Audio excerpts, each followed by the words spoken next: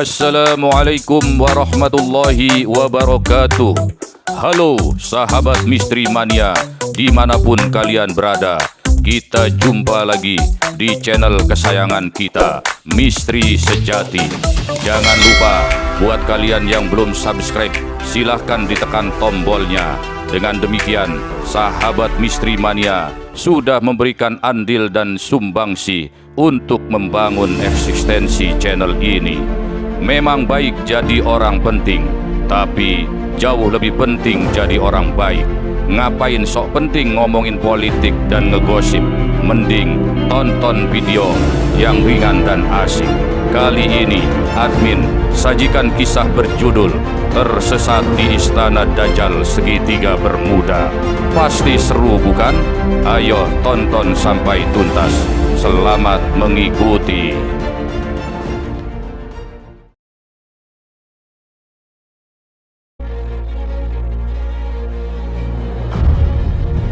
Fenomena segitiga Bermuda di Samudra Atlantik sampai saat ini masih tetap menjadi misteri. Di daerah ini sejak dahulu diyakini sebagai kuburan bagi sejumlah kapal dan pesawat yang menghilang tanpa jejak. Kawasan ini juga diyakini sebagai tempat bersemayamnya Dajjal dan Iblis dan menjadi pusat dari kerajaan mereka.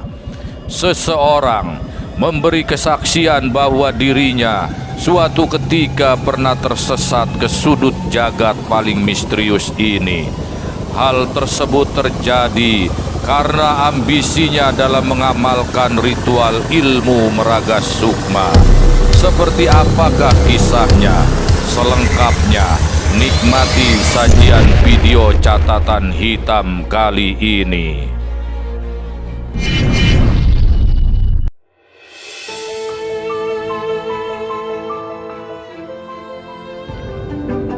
Duduk menyendiri di tepi pantai bisa mendatangkan lamunan yang tak tentu arahnya.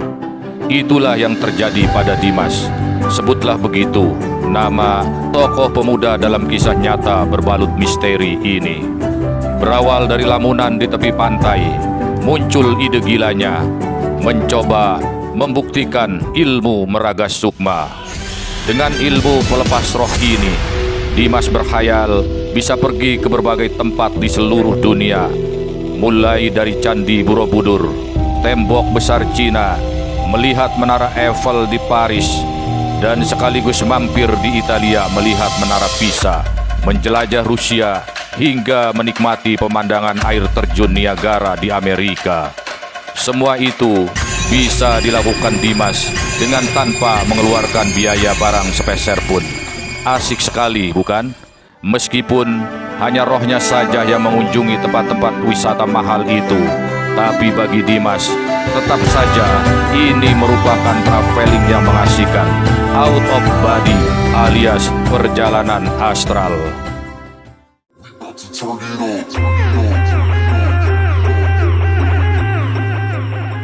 Berbekal petunjuk dari salah seorang sahabatnya, sesama penggemar ilmu gaib, sebut saja namanya Raden Rangga, yang mengaku masih keturunan Prabu Siliwangi. Dimas membesarkan hati dan membulatkan tekadnya untuk mengamalkan ilmu meraga sukma tersebut, yang menurut Raden Rangga, ilmu tersebut merupakan peninggalan dari leluhur kerajaan Pajajaran. Syarat ritualnya sedemikian berat, diawali puasa mutih, dilanjutkan dengan pati geni. Belum lagi, setiap malam selama 40 malam berturut-turut, Dimas diharuskan membaca mantranya 1000 kali sambil telanjang. Tapi dengan kebesaran hati dan kebulatan tekadnya, semua ritual berhasil dilampaui oleh Dimas. Bahkan Dimas dapat membuktikan kehebatan dari ilmu meraga sukma tersebut. Dimas benar-benar bisa melepaskan badan halusnya atau ruhnya dari badan wadak atau jasadnya. Pada tahap awal, sebagai uji coba, Dimas yang tinggal di Lampung bisa melihat keindahan Jakarta dan Pulau Bali. Ruhnya melesat menyeberangi Selat Sunda dan Selat Bali, Dimas pun menikmati traveling ajaib ini, perjalanan astral atau out of body traveling. Semakin rajin latihan, kepiawaian Dimas dalam raga sukma semakin terlatih. Traveling astralnya pun sudah sampai ke mancanegara. Menara Pisa, Eiffel, dan tembok besar Cina sudah didatanginya. Meskipun demikian, dia mengaku gagal saat rohnya mencoba mengunjungi Mekah dan Madinah. Ada barjah atau sekat gaib yang menghalanginya. Begitulah menurut keterangan Dimas.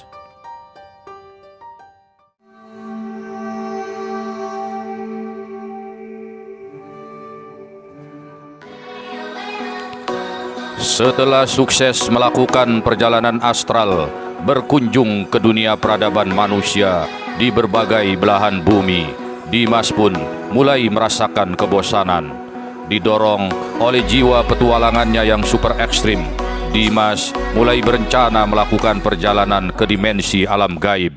Dia akan melaksanakan ambisinya itu, yakni melakukan perjalanan astral ke alam bangsa jin. Bertepatan dengan malam Anggara Kasih atau malam Selasa Kliwon, Dimas memulai ritual lepas ruhnya. Namun kali ini sulit baginya untuk menembus barjah atau tirai alam jin. Kendati pun demikian, Dimas tak mudah menyerah. Pada malam Selasa Kliwon berikutnya, tepat pukul 00 dini hari, Dimas sudah bersiap di dalam kamarnya yang berukuran 3 x 3 meter itu. Kali ini dia melakukan lepas ruh dengan cara berbaring di atas divan tempat tidurnya. Dan kali ini pun dia masih mengalami kesulitan untuk melepas tubuh halus dari wadaknya. Meskipun demikian, sekali lagi Dimas terus berusaha dengan keras. Ruh atau sukmanya pada akhirnya berhasil keluar. Namun aneh, tidak seperti biasanya. Kali ini sukma Dimas tersebut tersedot oleh kekuatan misterius. Dia melayang mengikuti arus kekuatan yang menyeret tubuh halusnya itu dengan sama sekali tak dapat dikendalikannya. Ibarat sebuah mobil meluncur tanpa bisa direm dan diarahkan oleh pengemudinya. Perjalanan menembus lorong waktu ini pun memperlihatkan tempat-tempat yang dilaluinya, mulai dari hamparan padang pasir, padang rumput, hutan belantara, hingga samudra yang sangat luas, seakan tak bertepi. Semua itu terasa misterius bagi Dimas. Tanpa ada kuasa untuk menahan kekuatan yang menyedotnya itu, Dimas terus terhisap oleh energi pusaran yang menyeretnya. Dimas mulai dihinggapi rasa takut. Dia ingin kembali menarik tubuh halusnya. Dimas ingin kembali pulang ke badan wadaknya. Akan tetapi, keinginan tersebut tak dapat dilakukannya.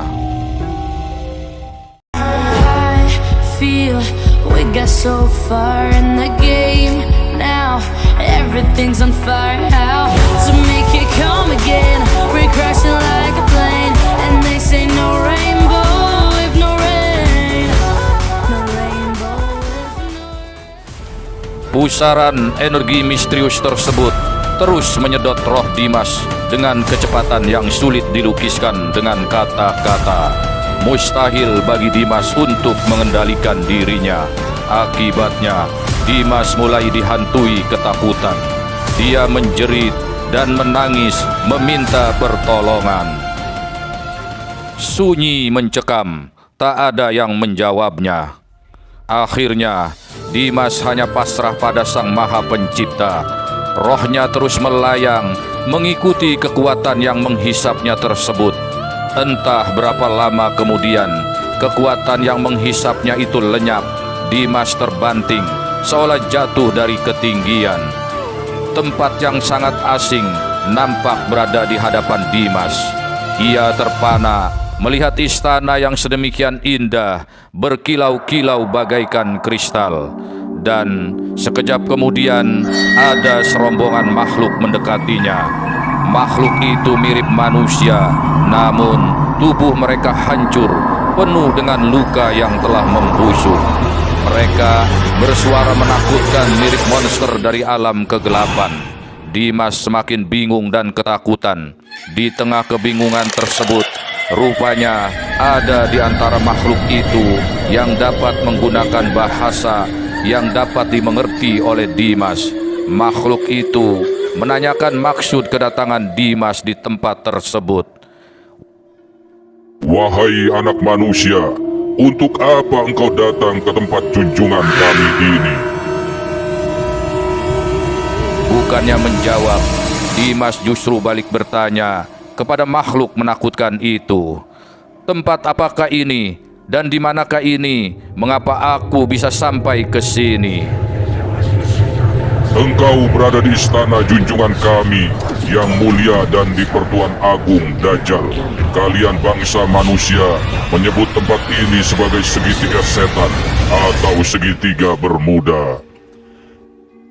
Mendengar hal ini, rasa takut Dimas semakin memuncak.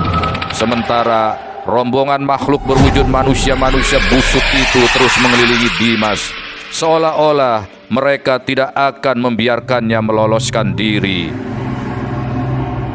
Siapapun anak manusia yang berani menjamah tempat ini, maka junjungan kami yang mulia dan di Pertuan Agung Dajjal tidak akan pernah membiarkannya untuk kembali ke alamnya semula. Ancaman tersebut membuat Dimas terasa tercekik oleh perasaan takut dan putus asa.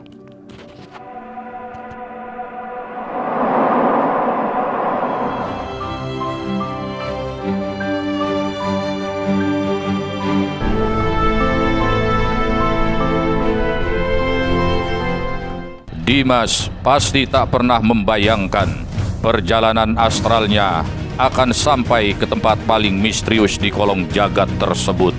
Meski demikian, dengan sifat pemberaninya, masih terpikir olehnya untuk tetap berusaha melarikan diri. Dimas mencoba merafal beberapa ilmu kanuragan yang dimilikinya. Namun, semua kekuatan ilmu yang dimilikinya tersebut seolah tak berarti apa-apa. Meskipun dia bisa menjauh dari kepungan para makhluk menjijikan yang mungkin adalah para arwah dari anak manusia yang tertawan di tempat itu, namun roh Dimas harus bergentayangan sebab tak tahu jalan kembali pulang ke dunia nyata.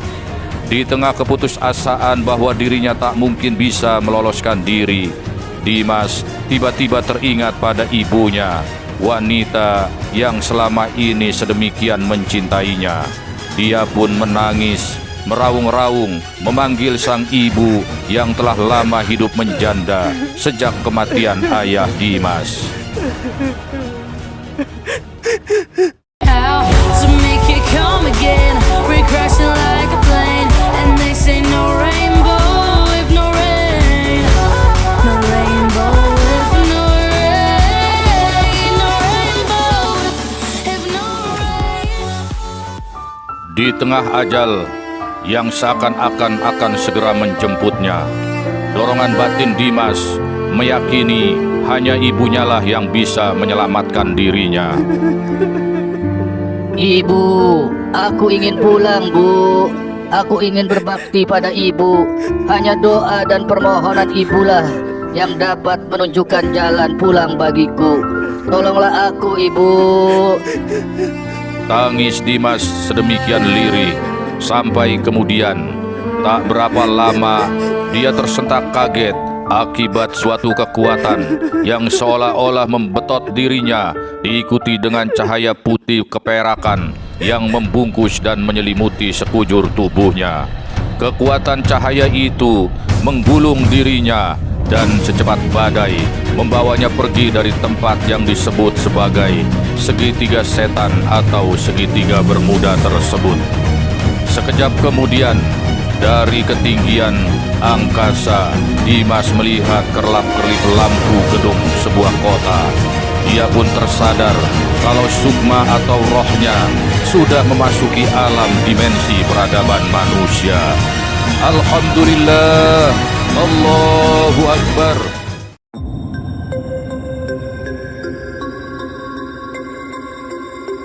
Target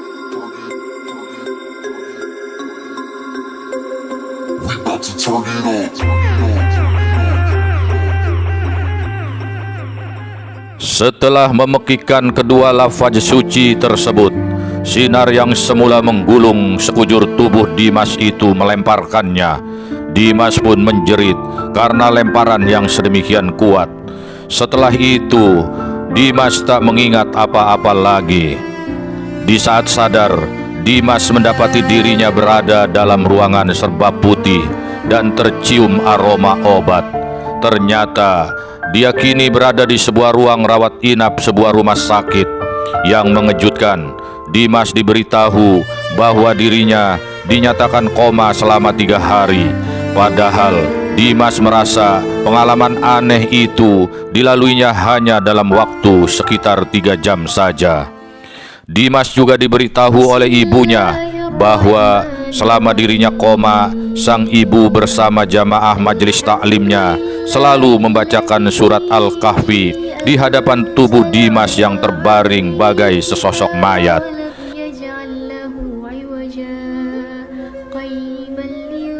Sahabat misteri mania, pesan moral dari kisah nyata ini yang pertama adalah bahwa doa tulus seorang ibu memiliki kekuatan yang teramat dahsyat. Dengan membacakan zikir surat Al-Kahfi, Dimas terselamatkan dari ketersesatan rohnya di alam gaib segitiga Bermuda yang merupakan tempat bersemayamnya Dajjal dan iblis di istananya. Pesan moral yang kedua, bahwa hendaknya kita selalu berhati-hati dalam mengamalkan suatu ilmu, terlebih lagi ilmu gaib yang kita tak mengerti asal-usulnya. Hal ini tidak selamanya menguntungkan manusia yang mengamalkannya. Wallahu a'lamu bissawab. Wassalamualaikum warahmatullahi wabarakatuh.